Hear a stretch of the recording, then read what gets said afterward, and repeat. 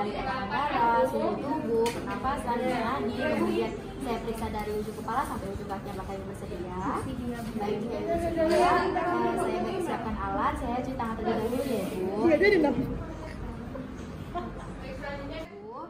Kita lakukan timbang berat badan terlebih dahulu ya ibu. Sini ibu saya bantu. Kemudian timbangkan ibu di atas timbangan. Nah, timbangan ibu 55 ya ibu. Kemudian kita lakukan pengukuran tinggi badan. Ini saya bantu dari sini ya ibu. Kemudian kita lakukan mengukur tinggi badan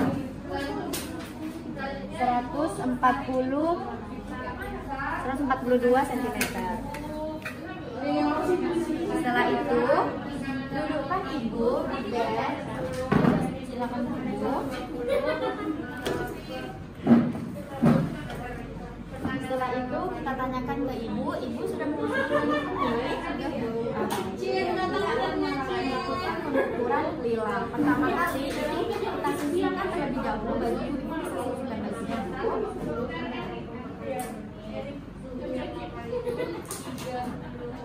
Nah, setelah baju disisihkan, biasanya dominan dilakukan di sebelah kiri. Kenapa? Karena sebelah kiri itu jarang digunakan untuk menekan.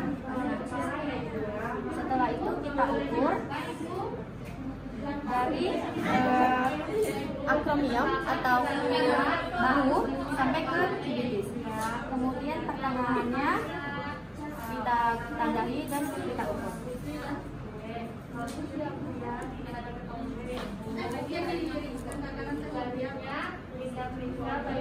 Ternyata hasil pengukurannya itu normal, yaitu 2,4 cm.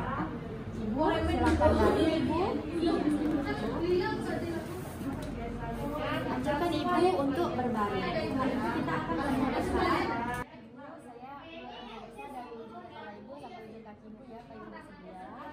Baik, jika bersedia kita periksa kepalanya, rambutnya, kira-kira rambutnya ada ketuban atau tidak, kemudian rontok atau tidak, dan kira-kira ada ketumbe atau ada kutu.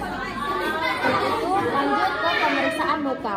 Di muka kita palpasi, kira-kira ada lubang atau tidak, ternyata tidak ada. Kita lanjut di mata. Konjungtivanya kita lihat, ibu lihat ke atas bu. Ternyata konjungtivanya juga normal, dan kita lihat juga di bagian setelah itu kita lihat juga di bagian hidungnya. Ibu boleh kita sedikit dulu. Ada polip atau tidak.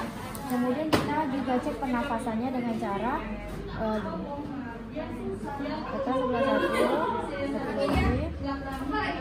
Setelah itu juga kita lihat di mulutnya. Ibu, kita periksa apakah ada karises, apakah lidahnya ada jamur atau tidak. Nah, setelah bagian mulut selesai, kita masuk ke bagian telinga. Di bagian telinga ini, kita lihat apakah telinganya itu kebersih atau tidak. Nah, setelah itu kita turun di bagian leher. Di bagian leher ini, kita lihat apakah ada kelenjar tiroid atau limfe. Anjurkan ibu untuk menelan. Ibu telan bu. Ternyata tidak ada pembengkakan. Kemudian kita lanjut di bagian dada atau payudara. Nah, kita lihat payudara pembesarannya simetris atau tidak.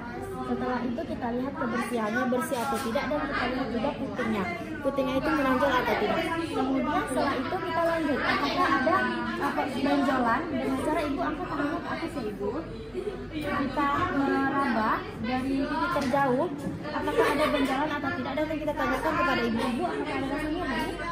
Tidak ada. Kemudian kita lanjut ke payudara sebelahnya. Angkat ya ibu. Kemudian kita periksa. Tidak nyari juga ya bu? Baik, setelah itu kita melakukan pemeriksaan abdomen. Kita inspeksi abdomennya, apakah ada bekas luka jahitan, atau ada striae, atau ada stretch marks.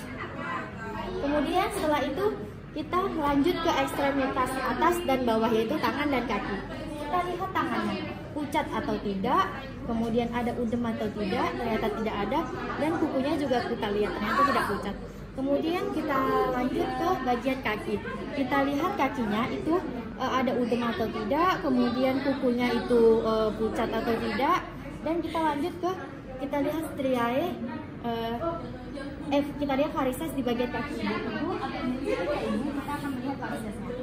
Kemudian kita lihat varisesnya, ternyata tidak ada. Kita tutup kembali. Kemudian kita anjurkan ibu untuk duduk untuk memeriksakan patella. Ibu duduk ya ibu, kita akan memeriksakan patella. Kita sing-singkan celana atau rok yang ibu pakaikan. Kemudian kita mencari yang menempel pada ibu.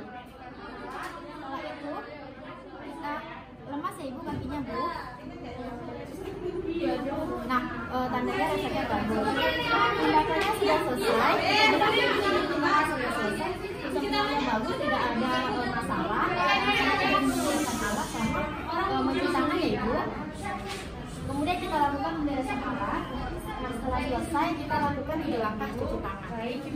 Dan kita dokumentasikan hasil yang telah kita lakukan.